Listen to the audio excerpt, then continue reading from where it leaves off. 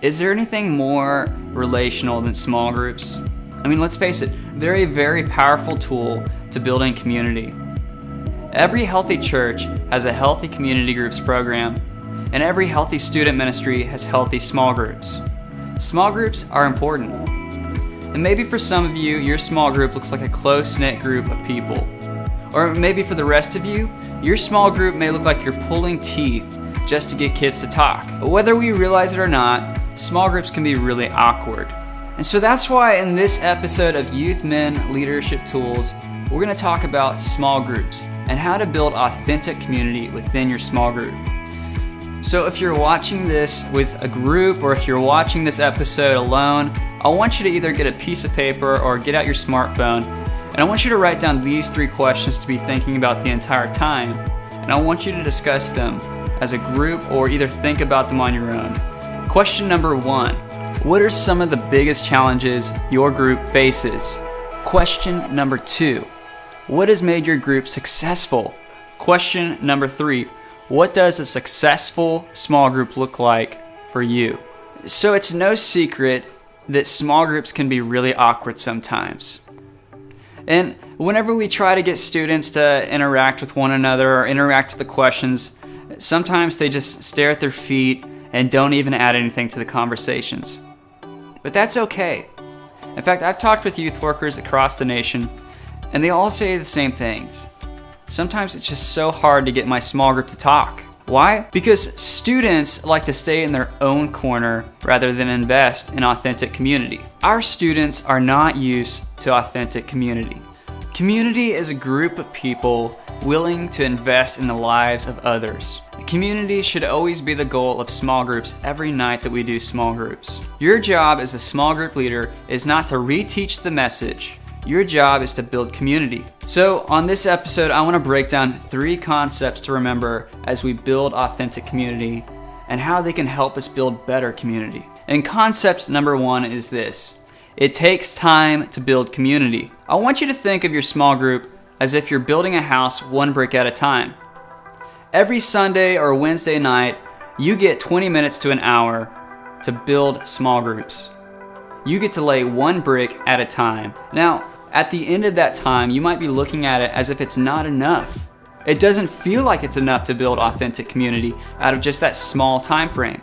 By the end of the night, you might be tempted to look at that time and judge the entire development of your small group off that one night. But I want to challenge you to look at the past, where you've taken them from, and I want you to look towards the future, where you're leading them to. See, when you focus on the one brick, you ignore the entire house that you've built out of this. Your community is not defined by the one brick. You're building something great out of this small group.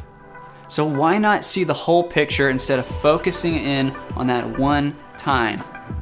If you don't do this, you're going to end up feeling more frustrated than pleased with yourself. We need you to be leading these kids with the right frame of mind, because when you don't feel successful as a leader, your students catch on to that and they don't feel successful as a group. So this next concept is invest to get them invested.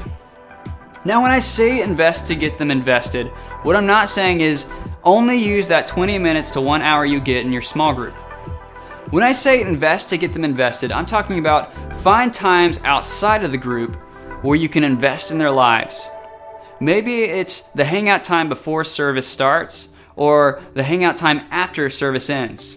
Maybe you're finding different events in your students' lives. Maybe it's a basketball game or a choir concert, or even celebrating their birthday. But do it as a community. Invest to get them invested. If they're not invested in the group, it's because you haven't been finding ways to invest in them outside of the group. Students will never put in more work than you will. In fact, students will invest half of what you invest. When you find more opportunities to invest in their lives, they're going to find more investment in the group. So that's why step 2, the second concept of building authentic community, is invest to get them invested. The last concept I want to give you is the idea of community takes consistency. Consistency is key to a teenager's life. It means the world to them when you can be consistent. When you show up every week with the same consistent love, the same consistent support, that means everything to them. Why? Because students have people that check in and check out of their lives all the time. It's hard, right? Because they're constantly changing their personality, they're constantly evolving. Students are not used to consistency. So when we as leaders can model what consistency can look like, that means everything to a student. When we are consistent in a student's life, it shows that we're buying into them. It shows that we're all in, that no matter what, we're gonna be there for them. And the more consistent you are in a student's life, the more vulnerable they're gonna be. Not just to you, but even in the small group, because they know that this is a safe place and that they can share anything. Consistency equals safety. If you want your small group to be a safe place, you have to be willing to model consistency. Now, for some of you leaders, you might be the leader that comes every other week. You might be in a youth group that has a rotation type mentality, where you come maybe once a month or twice a month. I want to challenge you. Try to be there every week, because you're going to build a better small group when you can be a better leader. Consistency makes better leaders. When we model consistency and when we show up every week, it challenges students to follow our example.